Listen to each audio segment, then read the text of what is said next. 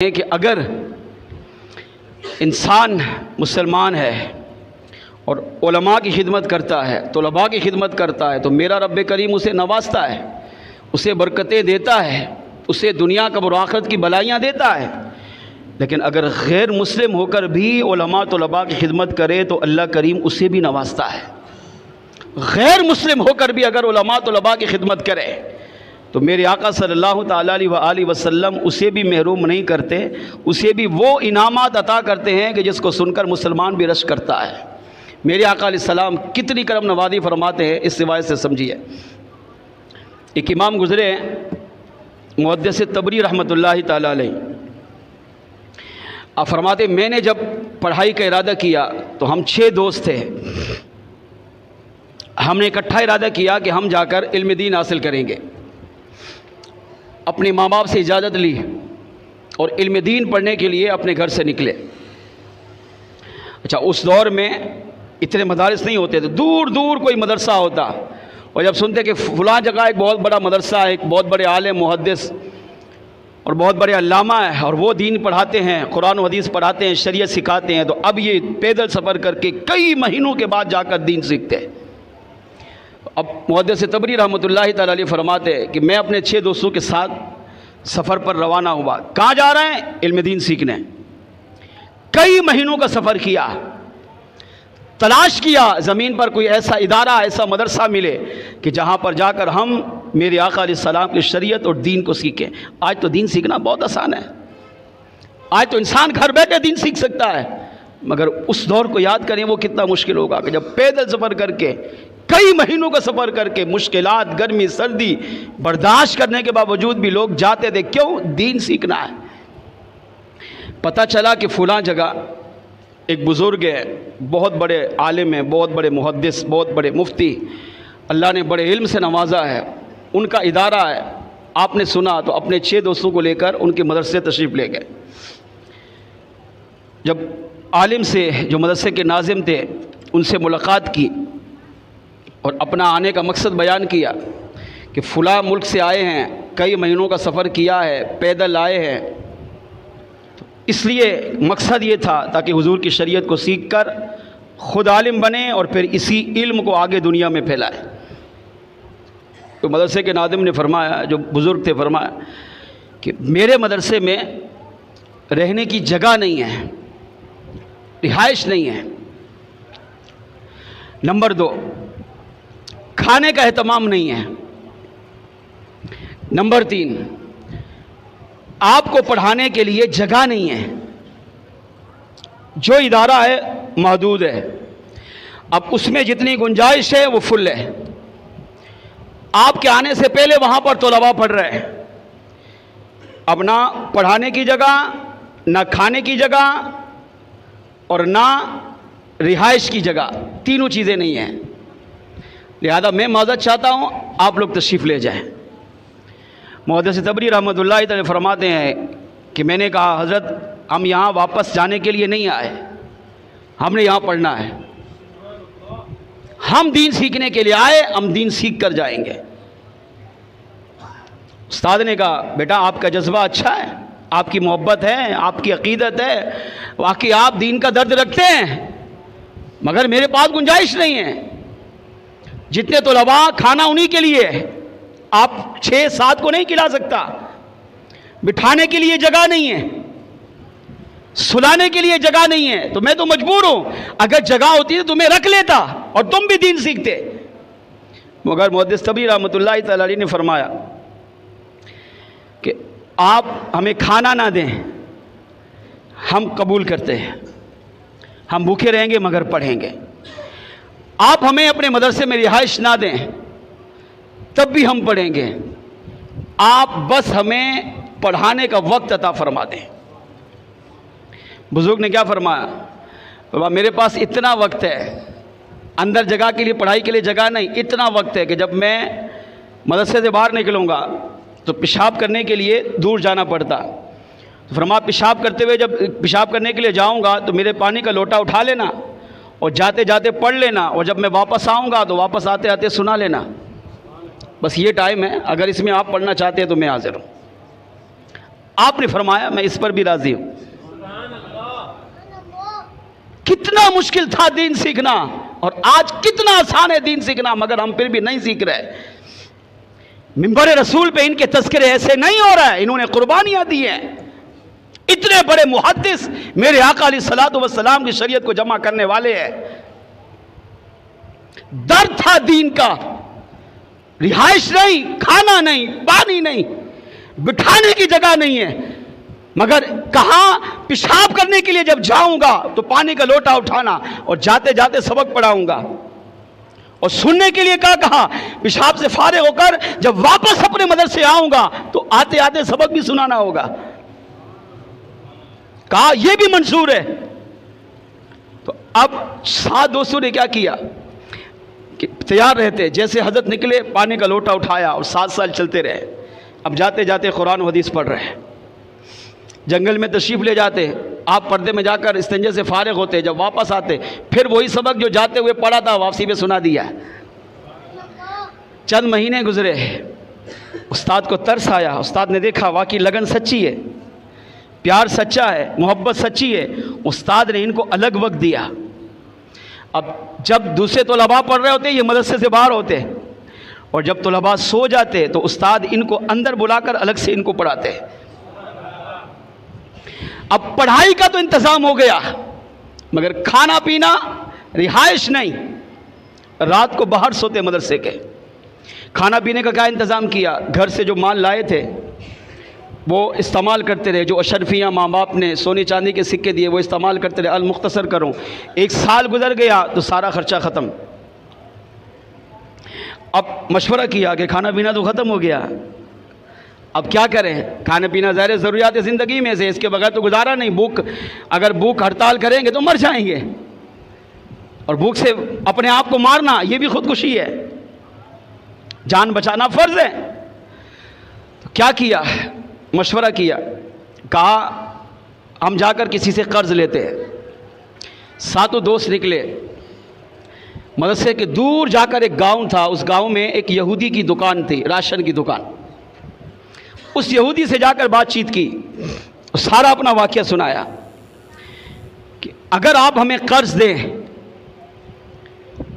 हम यानी हमें राशन दें, खाने पीने का सामान दें, हम यहाँ पढ़ेंगे, दीन सीखेंगे, और जो आप सामान दें वो लिखते जाएंगे, और साल जब पूरा होगा तो हमारे पास जो माल है, जो सिक्के चांदी है, वो हम आपको आपका कर्ज उतार देंगे। यहूदी ने कहा ठीक है। अब पहले जो खाने पीने का लाए थे वो 1 साल में ख़त्म हो गया। अगला साल आया तो यहूदी से कर्जा उठाया। अब वही उस्ताद के साथ पढ़ रहे हैं, मदरसे के बाहर सो रहे हैं, और यहूदी से राशन लेकर खाना अपना खुद पकाकर खा रहे हैं। जब साल पूरा हुआ, 2 साल हो गए, तो यहूदी के पास गए। उसने कहा जी, उसने अपना बिल सामने रखा, इनके पास जितना था जो सिक्के थे जमा किए, और सारे का सारा यहूदी को कर्जा दे दिया, उतार दिया। अगला साल आया, अब इन्होंने कहा हमारे पास तो अब तो कुछ नहीं है, ना खाने पीने का सामान, ना कोई सिक्के कि जिससे हम कर्ज उठाकर, राशन उठाकर खा सके। तो अब ये तय किया कि अब हम वापस अपने मुल्क चलते हैं, वहाँ जाकर कुछ काम करेंगे, माल कमाएंगे, फिर वापस आएंगे, और आकर इसी मदरसे में फिर हुजूर का दीन सीखेंगे।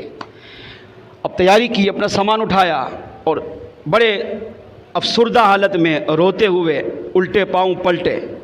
जब इन 7 दोस्तों का गुज़र यहूदी की दुकान से हुआ, तो यहूदी ने जब इनको देखा कि ये गमज़दा हैं, परेशान हैं और रो रहे हैं, तो यहूदी को इन पर तरस आया। दुकान से बाहर निकला, इनको जाके रोका, सारा मामला पूछा, तो इन्होंने सारा वाक़या सुना दिया। कहा हमारे पास पहले जो कुछ था 1 साल खाया, फिर माँ बाप ने जो जमा करके दिया, 1 साल आपसे राशन उठाया, वो भी खर्च ख़त्म हो गया, अब जो माल था वो भी आपको दे दिया, अब हमारे पास कुछ नहीं है।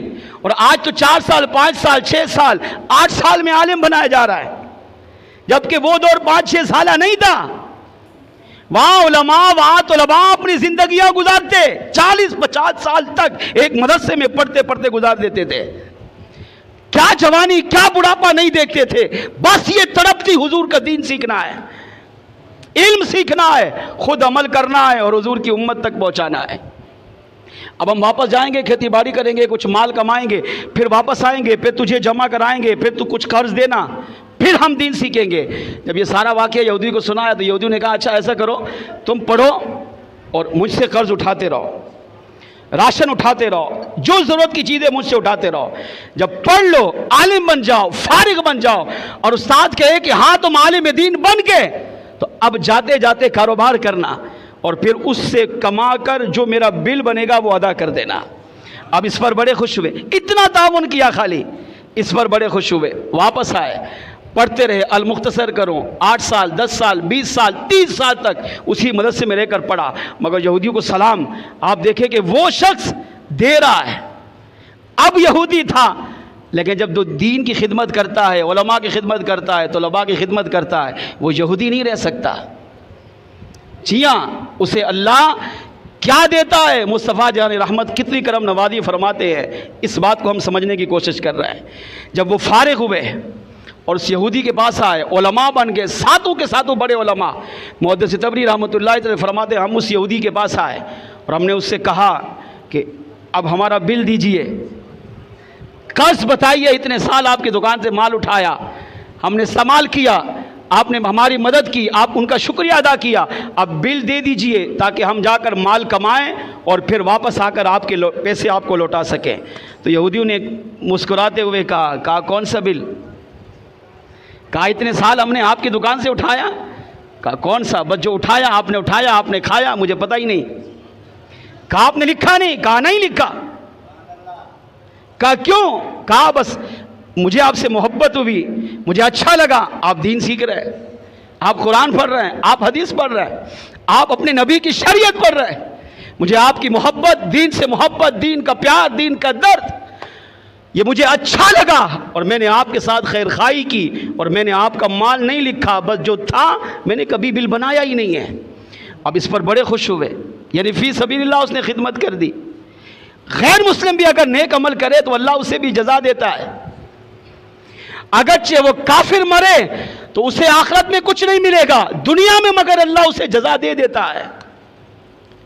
जी हाँ, जजा से महरूम नहीं करता, उसे दुनियावी नेम अजर सवाब तो नहीं मिलता इनको, मगर दुनियावी नेमतों की सूरत में अल्लाह उसका बदला उसे दुनिया में दे देता है। मगर इस यहूदी ने दीन से मोहब्बत की थी, उलमा से मोहब्बत की, तलबा से मोहब्बत की, तलबा की खिदमत की। मुहद्दिस तबरी कहते हमने उसका शुक्रिया अदा किया, वहाँ से चले गए। अगला साल आया तो आप फरमाते अल्लाह ने मुझे हज की सादत दी। जब मैं मक्का पहुँचा हज के इरादे से और मैंने तवाफ़ काबा किया तो मैंने देखा कि वही साबका यहूदी काबतुल्लाह का तवाफ़ कर रहा है। अब जब मैंने उसको देखा तो मैं पहचान गया। तो आप फरमाते मुझे बड़ी हैरत हुई, अब मैं अपना तवाफ भूल गया और सारे तवाफ उसको देखता रहा।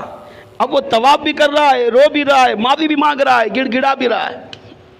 फिर मताफ में आया और मताफ में आकर उसने नमाज अदा की, तो इतनी रिक्कत भरी नमाज अदा की कि मुहद्दिस तबरी कहते मैं उसकी नमाज को ही देखता रहा।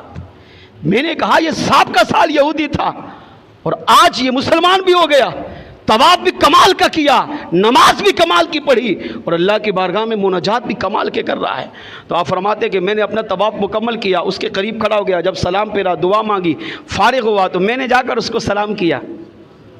उसने मुझे सलाम का जवाब दिया। मैंने कहा पहचाना? कहा हाँ, क्यों नहीं पहचानूंगा, आप ही तो मुहद्दिस तबरी है, आप ही तो फुला जगह आए थे, आपने फुला जगह इल्म हासिल किया, मैंने आपके साथ मदद की। आप फरमाते हैं वो सब मैं जानता हूं, मुझे ये बताइए आप मुसलमान कैसे हो गए,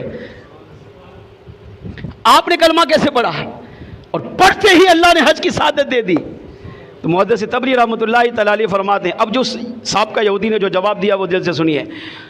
आप फरमाते हैं उसने कहा हाँ, मैं सारी जिंदगी यहूदी रहा, कुफ्र पर रहा, गैर मुस्लिम रहा, अल्लाह को भी नहीं मानता था, मुस्तफ़ा जान रहमत को भी नहीं मानता था, मगर मैंने तुमसे भलाई की, दीन से मोहब्बत की, उलमा तलबा की खिदमत की और तुम्हारे साथ जो खैर खाई की और तुम वहां से चले आए। कहता है उसी रात तुम वहां से गए और मुस्तफ़ा जान रहमत सल्लल्लाहु अलैहि वसल्लम मेरे ख्वाब में तशरीफ लाए।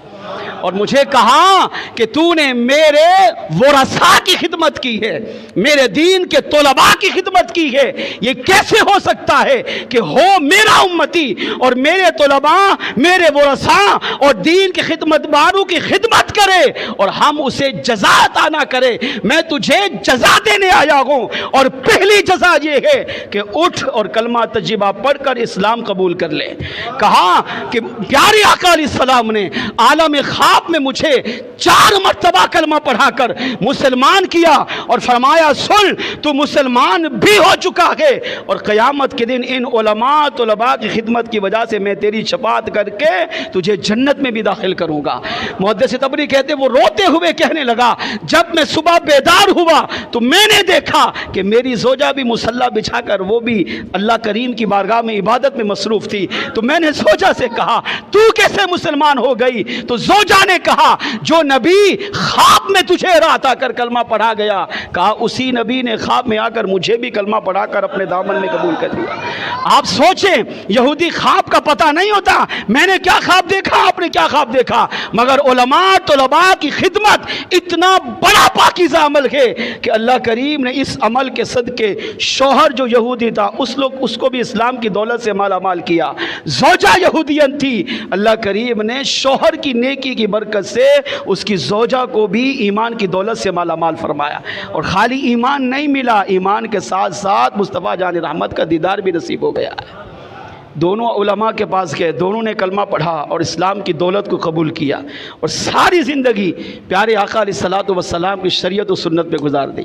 कहा उसी रात आका ने मुझे ख्वाब में दीदार किया, मुझे भी कलमा पढ़ाकर अपने दामन में कबूल किया, ज़ौजा को भी कलमा पढ़ाकर ग़ुलामी में कबूल किया और इतनी बड़ी करम नवाज़ी फरमाई कि पहले साल ही अल्लाह ने मुझे हज की सआदत भी अता फरमा दी। इससे आप अंदाज़ा करें कि उलमा तलबा की खिदमत कितना पाकीज़ा अमल है।